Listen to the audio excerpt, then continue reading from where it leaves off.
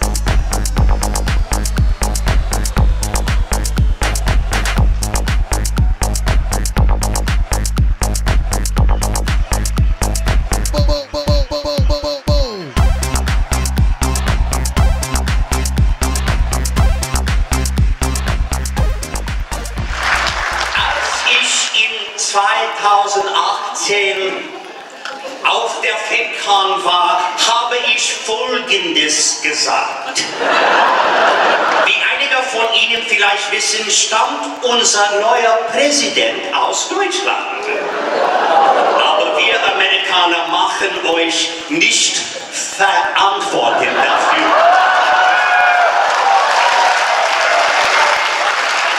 Also, bitte macht nicht uns verantwortlich.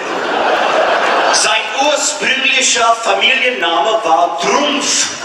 Ja. In der USA haben wir viel Sturm und Drang über Stormy und Rumpf. Ja.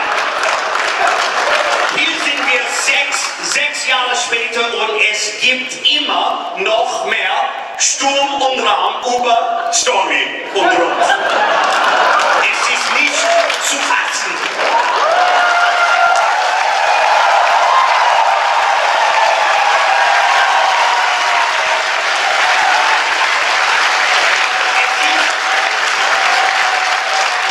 Es ist eine Vergnügen, die deutschen Star Trek und Stargate-Fans wieder zu begrüßen. Danke.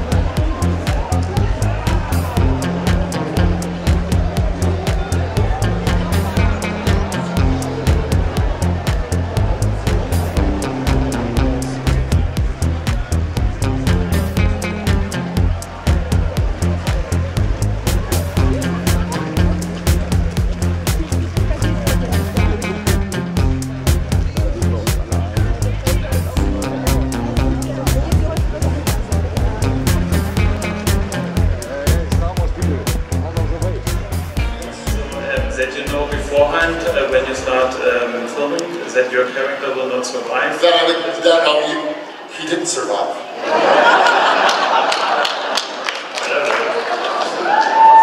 I gotta call my agent. I mean, let's be honest, he's spot dead.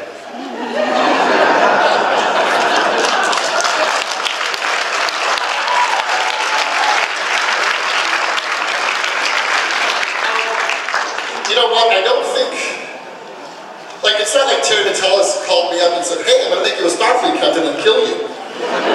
That's not sort of how it went. I think I just worked on it episode to episode, and as far as, thank you so much, Lori. Wow. And you got some for yourself, because I would go get you some. I think as far as, you know, a lot of people said, oh, he shouldn't have died, he shouldn't have died. And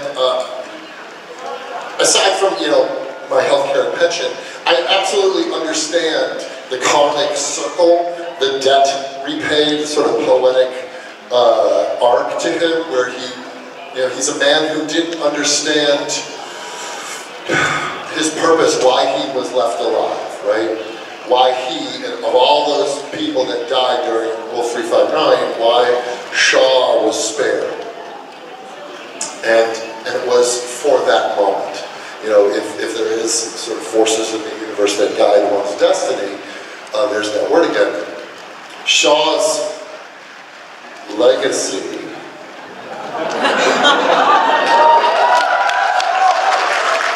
Please read nothing into that. It was just the first word that popped into my head. Shaw's legacy is one to,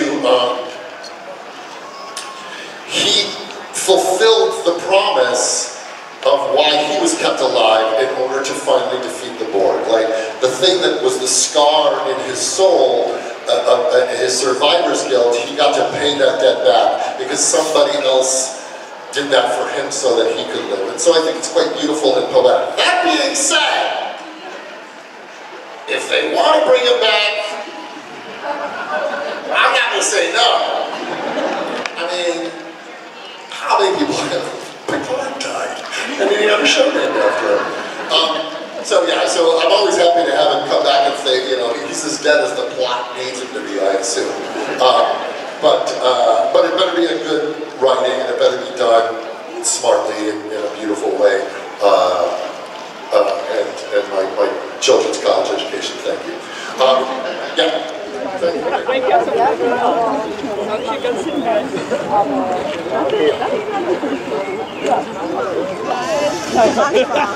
Aber cool, ist Pontarzeit. Ja, Jungs, ein Foto machen? Ja, klar.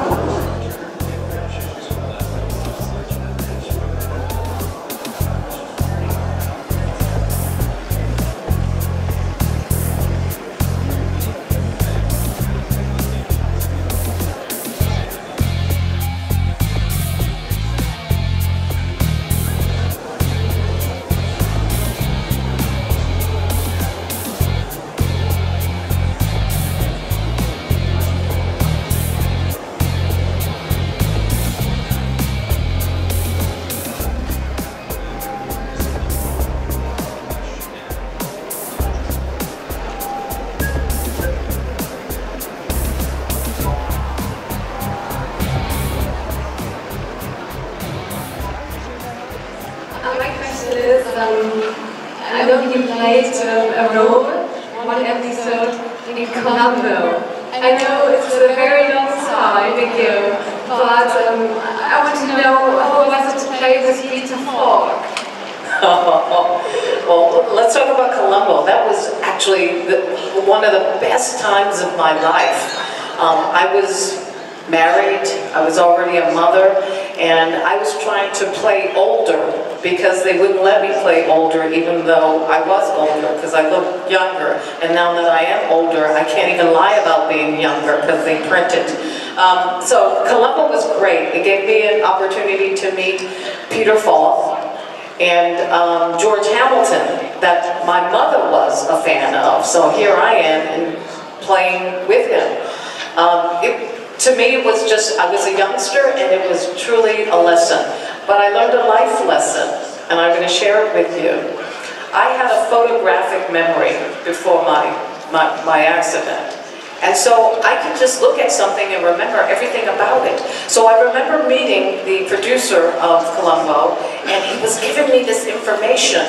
And then in the middle of our meeting, he said, well, you didn't write anything down.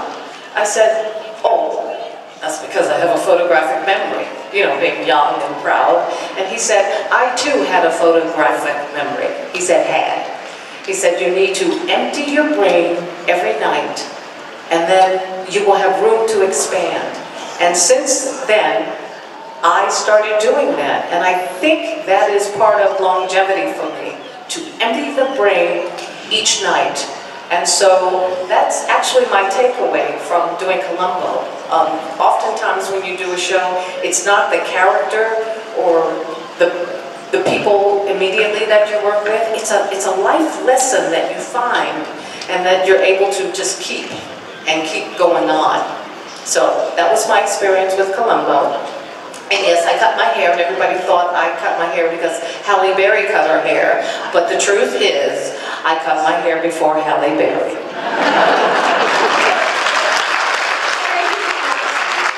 Thank you. Hier,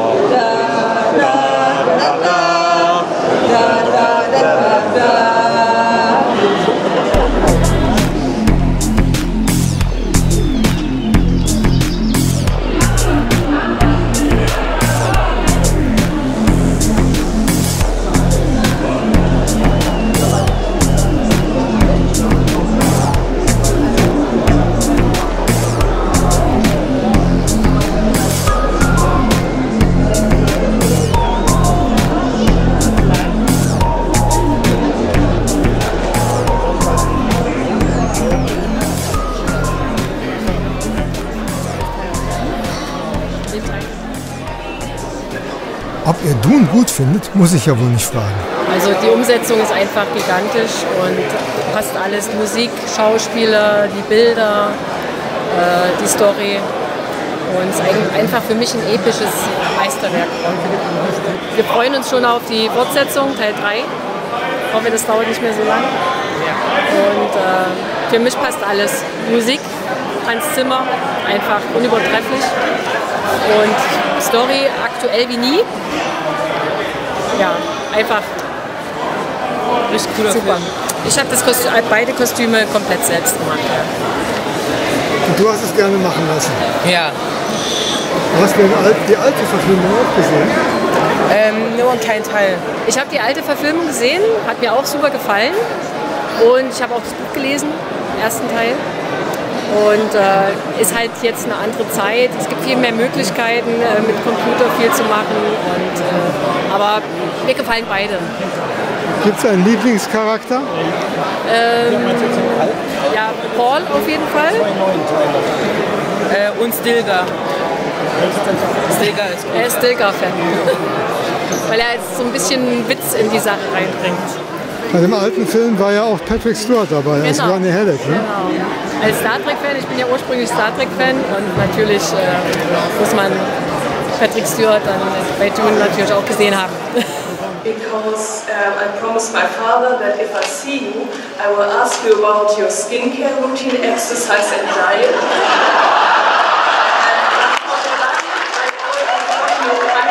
So that's okay, but maybe you want to share some secrets how to maintain this Star Trek risk.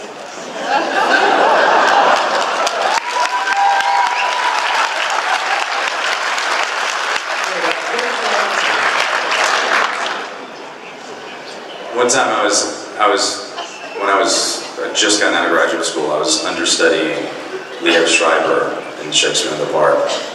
And one day, it was in the summer, everybody's in like, you know, t-shirts, and I was like, dude, you work out? And he looks at me and goes, good genes. Asshole. I don't, in case this gets out, I don't think Liev is an asshole. He's an asshole in the best possible way, I love him.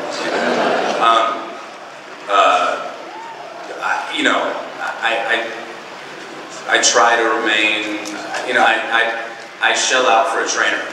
For more than just, I know what to do in the gym. It's more like making an appointment with another person. I have a fear of letting other people down, right? And so I will not miss an appointment. So I just know that about myself. So I shell out the money for a trainer so that I get my ass in the gym, right? And skincare, what's that? I don't. I need to. I guess I probably should care more about that. Diet, I don't.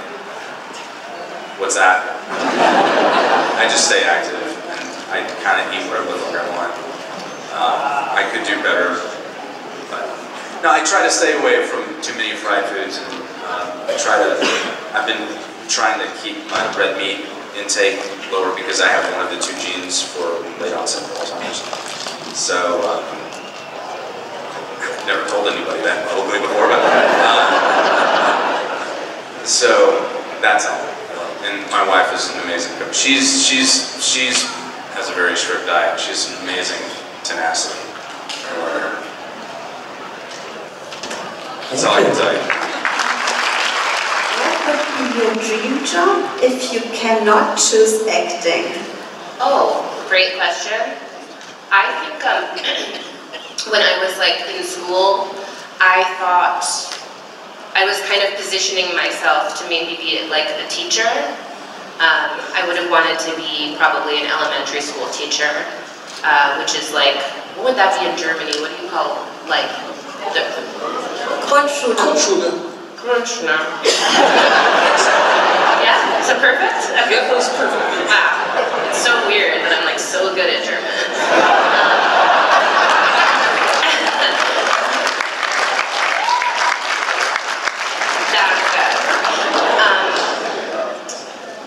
Yeah, I think I absolutely would have been an elementary school teacher. I really like kids. I think there's still some aspect of performance to being a teacher. And yeah, that's probably what it would be. Sorry I have such a quick answer, but I like know what it would be. No, that's good. But I guess then for everything but not math and science, right? Oh yeah, good point. Yeah, that would be hard. So maybe I couldn't do elementary school because they have to teach all the subjects, but I'd be a great English teacher, social studies, recess. Yeah. I would teach German incredibly well. Auf Wiedersehen. Okay, so one other thing that I would love to do would be a person who refinishes antique furniture. Very interesting. No math. I'll hire someone to measure stuff. All right, thank you. Thanks a lot.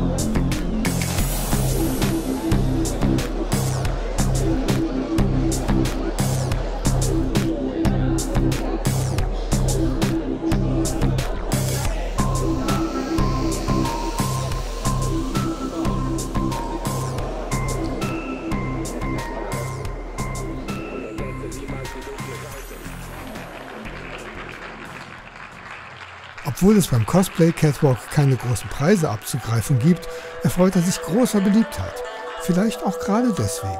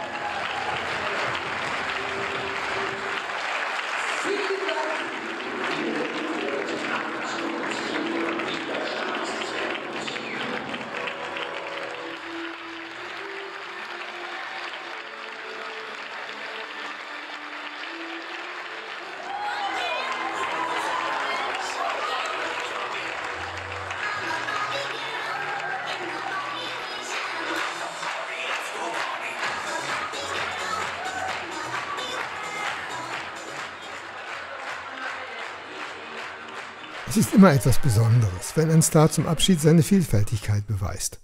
Anthony Rapp zum Beispiel, der mal eben einen Song aus Rent zum Besten gibt.